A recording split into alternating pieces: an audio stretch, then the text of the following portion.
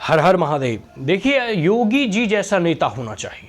ठीक है, योगी जी अपने वाणी से, अपनी बुद्धि से, अपनी कुशलता से बहुत ही प्रखर हैं, बहुत ही तेज हैं, तेजस्वी हैं।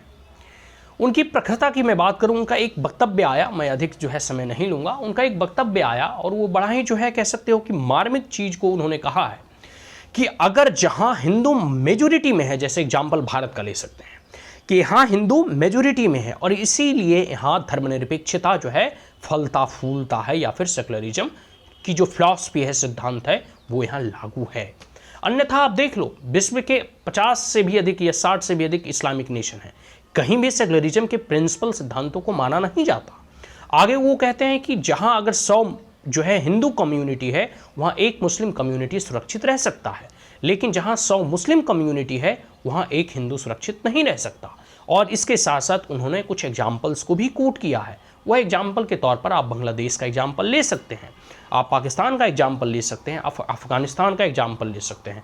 अफगानिस्तान वगैरह में एक समय था कि सिख कम्युनिटी का बहुत प्रतिशत के लोग, कह सकते हो प्रतिशत लोग वहाँ रहते थे, हिंदू कम्युनिटी का लोग वहाँ जो है रहते थे, और पूरा का पूरा जो है तक्षशिला विश्वविद्यालय वगैरह कभी, क्योंकि पूरा का पूरा ये अफगानिस्तान हिंद कुश पर्वत तक जो है भारत और महाभारत फैला हुआ था, कई जन प्रदेश वगैरह वहाँ थे, तो स्वाभाविक सी बात है कभी ना कभी वो हिंदू मेजोरिटी लैंड रहा था।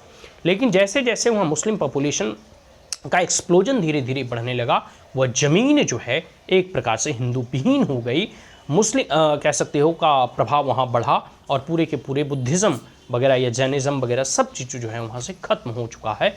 और आज कई वर्ष पूर्व जो है आप देखोगे कि वहाँ बुद्ध की प्रतिमाओं को डायनामाइट लगाकर उड़ा दिया गया वहाँ के आतंकवादियों के द्वारा। पूरी की पूरी चीज़ों को जब आप समझोगे तब आप पाओगे कि कैसे पाकिस्तान में जो है आज़ादी के समय जो है 30% जो है हिंदू कम्युनिटी का जो है वहाँ पॉपुलेशन था, आज घटकर जो है एक प्रकार से कह सकते हो कि लेस देन 2% रह गया। वही स्थिति जो है बांग्लादेश में भी है। एक समय था जब यहाँ भी जो है 20 से 30% जो है हिंदू कम्युनिटी का लोग जो है वहाँ रहते थे, आज वो घटकर जो है 5 से 6% आ गए। तो स्वाभाविक सी बात है, ये इस बात को दर्शाता है कि जो हमारा दर्शन है वो सर्वे भवन्तु सुखिनः का दर्शन है, हमारा दर्शन जो है वसुधैव कुटुंबकम का दर्शन है, हमारा जो है फिलॉसफी है वो इंक्लूसिव है, सभी को समाहित करके और समग्रता के साथ जो है हम आगे बढ़ते हैं। लेकिन वही अन्य जितने भी जो है कह सकते हैं धर्मावलंबियाँ हैं या उनके जो देश हैं, उन देशों में भारत के लोग और ख़ास करके माइनॉरिटी लोगों की क्या स्थिति है, यह किसी से छुपा हुआ नहीं है।